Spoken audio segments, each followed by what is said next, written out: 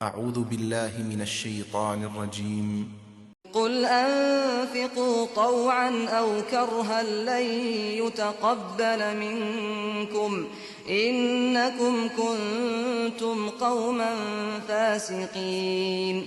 وما منعهم أن تقبل منهم نفقاتهم إلا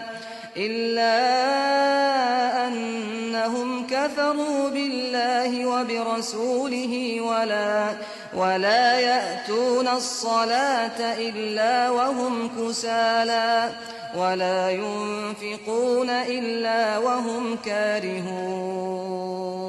فلا تعجبك أموالهم ولا أولادهم إنما يريد الله ليعذبهم بها في الحياة الدنيا وتزهق أنفسهم وهم كافرون.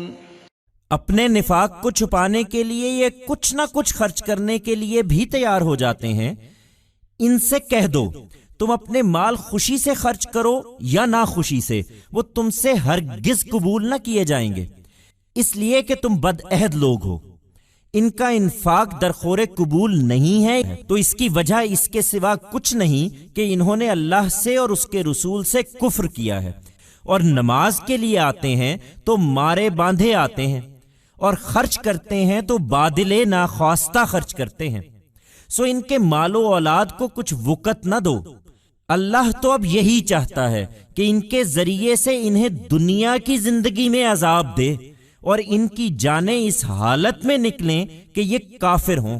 In order to hide their hypocrisy, they get ready to spend some amount or the other. Tell them, whether you spend your wealth willingly or unwillingly, it shall never be accepted from you because you are a people who break promises. If their spending is not worth accepting, then the only reason is that they have shown disbelief in God and His Messenger.